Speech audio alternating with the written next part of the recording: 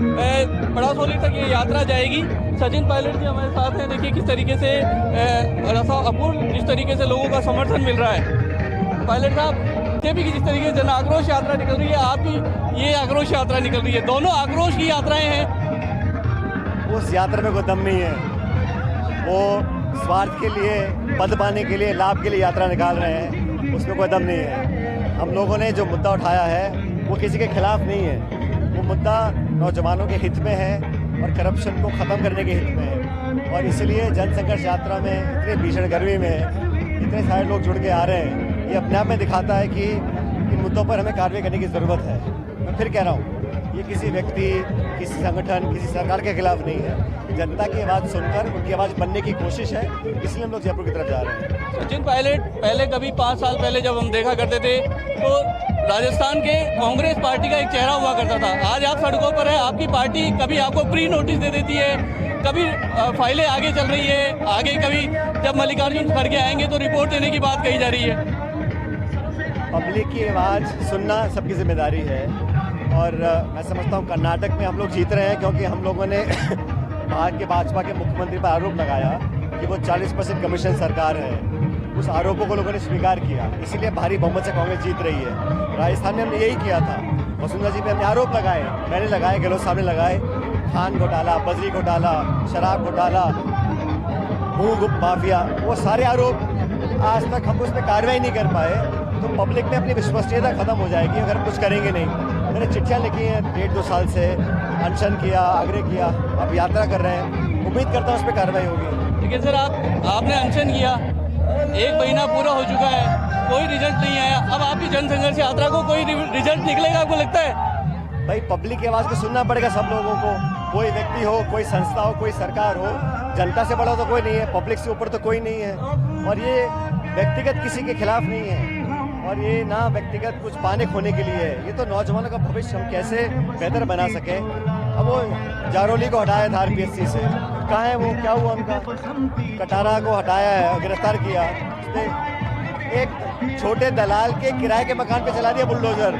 और कटारा जो अरेस्ट हुआ है उस पर क्या किया हमने अब तक? तो लोगों में लगता है कि जो लोग लगातार पेपर लीक करवा रहे हैं, कोई ना कोई ऐसी शक्ति होगी जो उनको ताकत देती है, वहाँ तक पहुँचना जरूरी है। और अगेन किसी पे आरोप नहीं लगा रहा हूँ, लेकिन जांच तो हो, इन डेप्थ जांच हो, सच्चाई सामने आए ताकि आगे ना हो, ये हमारी मांगे हैं। सर आपके पोस्टर में एक तरफ भगत सिंह है, एक तरफ महात्मा गांधी है, इंदिरा गांधी का पोस्टर है, सोनिया गांधी का है। कांग्रेस राजस्थान की ये कहती नजर आ रही है कि यहाँ पे हाथ का निशान नहीं है। कांग्रेस ने हमेशा करप्शन के खिलाफ बात की है, वही बात मैं कह रहा हूँ। कांग्रेस ने हमेशा नौजवानों के हितों की बात की है, वही बात मैं कह रहा हूँ।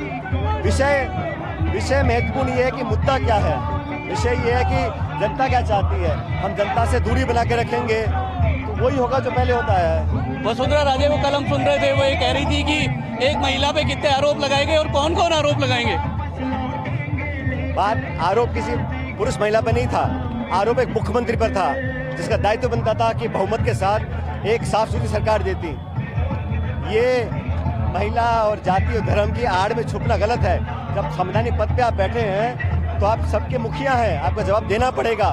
और जनता ने जवाब दिया ना 18 में, सरकार हमारी बनी। आप 163 से 72 पे आ गए, अपनी हमारी बात को माना था ना।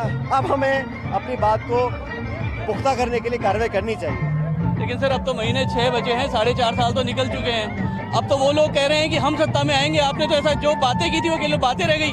भाजपा सत्ता में आने का सपना लेना नहीं चाहिए, क्योंकि यहाँ भाजपा के अंदर जो बिखराव है और जो 4.5 साल निष्क्रिय विपक्ष रहा, सिर्फ खाना पूर्ति करी है। और मैंने बहुत देखा है सदन के अंदर, सदन के बाहर, वो आराम की नींद सोते हैं, सोचते हैं पब्लिक अपने आप वोट डाल देगी, कांग्रेस से थक जाएंगे। जब ऐसा होने वाला नहीं है, भाजपा का कोई चांस नहीं है।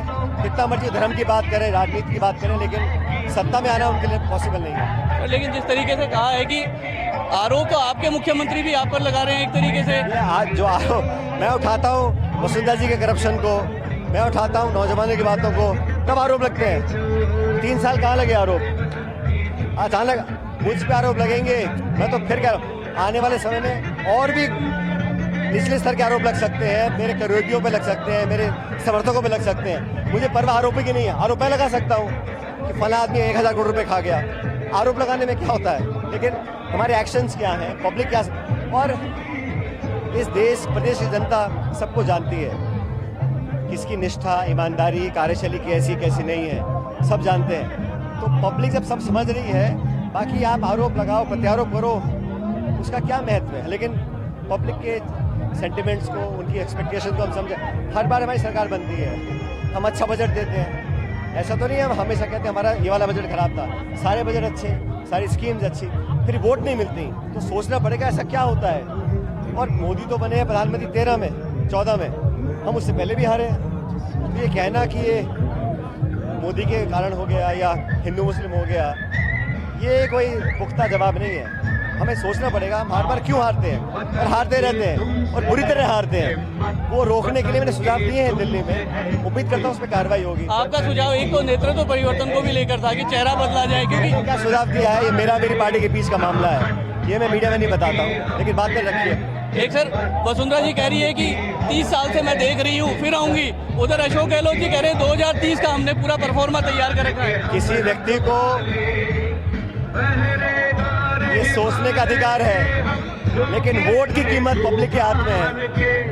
जिसको वोट पड़ेगा वो ही राज करेगा, लेकिन ये सोचना कि मेरा अधिकार ही है और मैं ही राज करूंगा, ये मैं समझता हूँ सोच गलत है।